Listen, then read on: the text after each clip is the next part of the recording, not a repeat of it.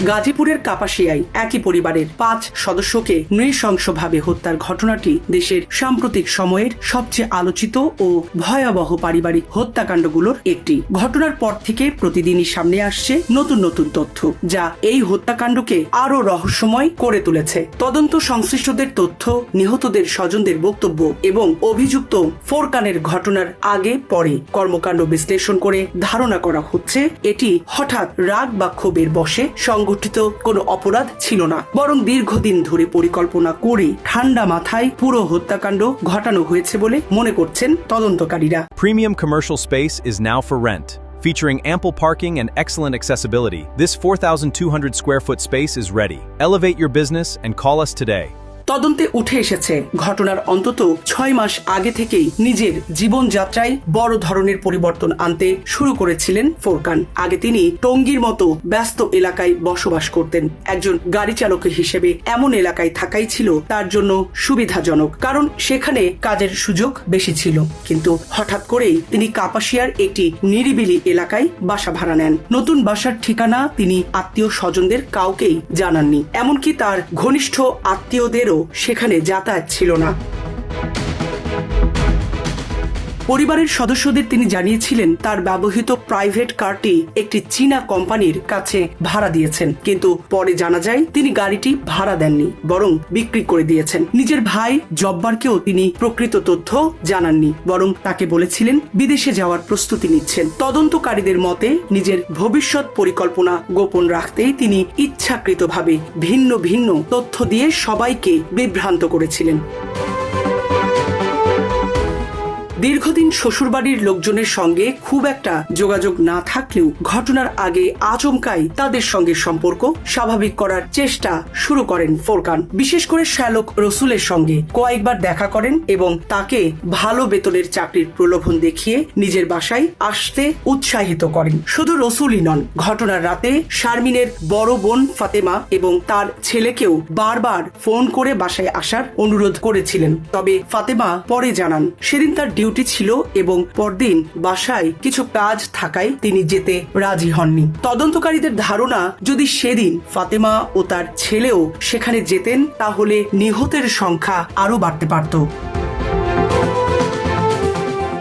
ঘটনার আগে ফোরকান গোপালগঞ্জে গিয়ে পরিবারের জন্য বাজার করেন, বড় মাছ ও গরুর মাংস কিনে দেন এবং মায়ের হাতে কিছু টাকাও তুলে দেন। তার মা জানিয়েছেন ছেলে সেদিন অকারণেই কান্না করছিল এবং তাকে বলেছিল, মা এই টাকাটা পরে তোমার দরকার হবে। তখন বিষয়টির গুরুত্ব বুঝতে না পারলেও পরে ভয়াবহ হত্যাকাণ্ডের পর সেই কথাগুলো নতুন করে ভাবাচ্ছে পরিবারকে। স্বজনদের ধারণা ঘটনার আগেই নিজের পরিণতি সম্পর্কে হয়তো কোনো ধারণা ছিল ফোরকানের।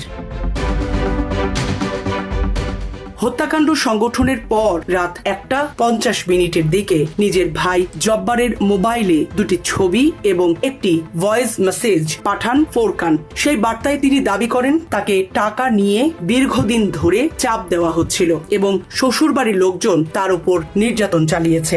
এরপর তিনি বলেন এসব সহ্য করতে না পেরে স্ত্রী শারমিন, 3 কন্যা সন্তান এবং শ্যালক রসুলকে হত্যা করেছেন। তবে ফোরকানের এসব অভিযোগ পুরোপুরি অস্বীকার করেছে শারমিনের পরিবার। তাদের বক্তব্য, যদি সত্যিই তারা ফোরকানকে নির্যাতন করত তাহলে নিজেদের ছেলে রসুলকে কখনোই তার বাসায় পাঠাতো না। তারা জানান ঘটনার আগের দিনও রসুল ফোরকানের বাড়িতে গিয়েছিলেন এবং পরিবারের জন্য বিভিন্ন প্রয়োজনীয় জিনিসপত্র নিয়ে গিয়েছিলেন।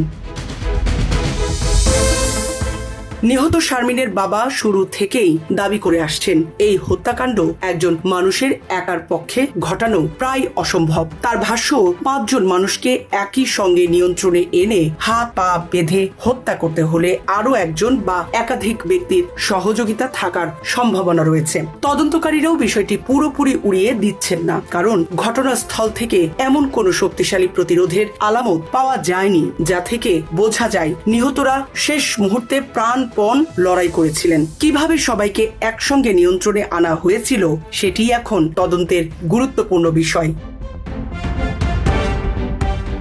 শারমিনের পরিবারের সন্দেহের তালিকায় রয়েছেন ফোরকানের ভাই জব্বারও। তাদের দাবি, ঘটনার আগে রসুলকে জব্বার ফোন করে বলেছিলেন তিনিও ফোরকানের বাসায় থাকবেন, কিন্তু শেষ পর্যন্ত তিনি সেখানে যাননি। যদিও জব্বারের ব্যাখ্যা, ভাইয়ের পাঠানো ভয়াবহ বার্তা পাওয়ার পর তিনি আতঙ্কিত হয়ে পড়েন এবং নিজের নিরাপত্তার কথা ভেবেই ঘটনাস্থলে যাননি। তদন্তকারীরা তার এই বক্তব্যও যাচাই করেছেন।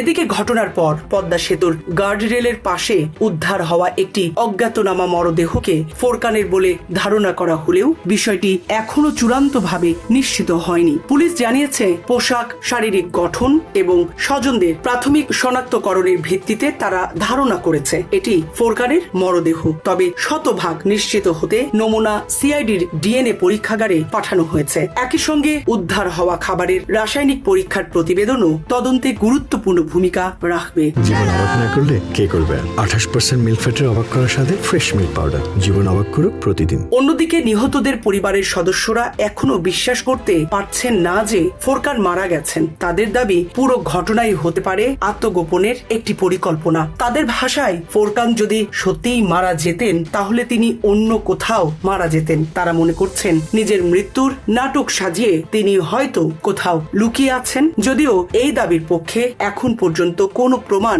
পাওয়া যায়নি। সামরিনা প্রীতি, ঢাকা এক্সপ্রেস।